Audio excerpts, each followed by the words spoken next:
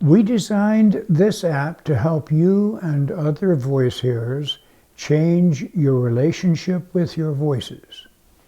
We provide systematic instructions for developing a partnership with your voices and using that partnership as needed to bring about a lasting internal organization of voices and inner parts. One of the problems we address is that people sometimes feel they must obey the commands of their voices. This makes it urgent to do something about these commanding voices. You may have tried to do something about your voices that was ultimately futile. You cannot close your ears to the voices. Medications may dull your consciousness long before affecting the voices. Your voices often persist even after electroshock treatment. Such treatments are often long and ultimately demoralizing.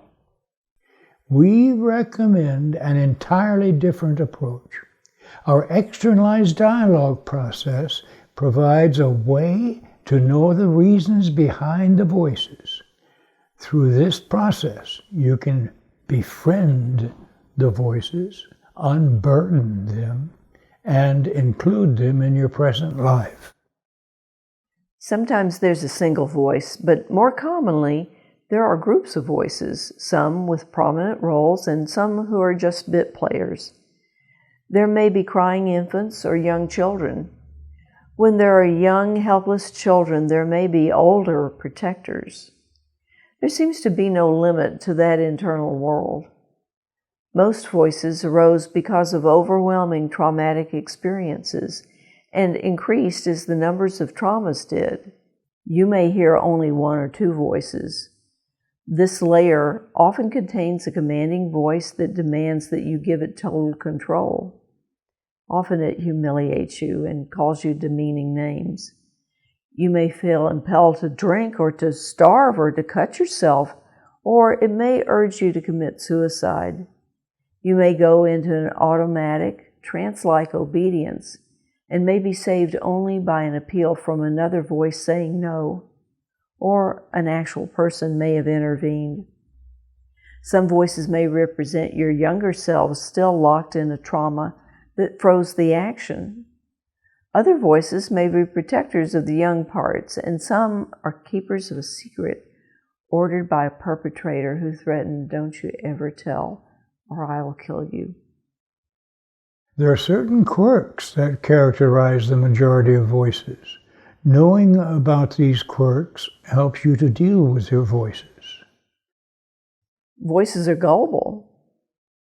Voices arise in your nonverbal mind that normally relies on conscious language processing in your brain to provide leadership. Most voices seek the same leadership. The practical consequence is that the identity of your voices and their roles are ripe for reframing by your present-day verbal mind. The externalized dialogue we teach makes it possible to communicate with those voices, to influence them, and to reframe their identity and roles. A voice's best defense is a strong offense. Often the fiercer your voices sound at the beginning, the meeker they are in the end. You may be terrified and fearful for the safety of others if that fierce voice gets out. However, once you engage it in the externalized dialogue process, your voice becomes simply another aspect of you, and more often than not, a younger aspect.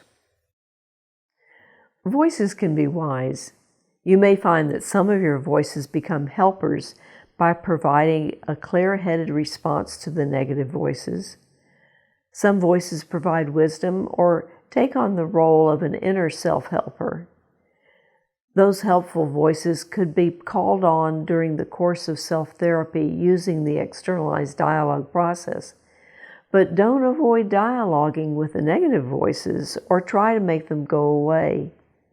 They have valuable information for you when you engage them with respect and courtesy. Your inner voice may seem too close, too unmanageable, and even mystical with a commanding power. You may feel compelled to obey the voice's commands. As you engage the voice in dialogue, you will find that it is neither God nor demon. Its presumed power is then reduced to simply that of another mortal. After all, it is a product of your mind.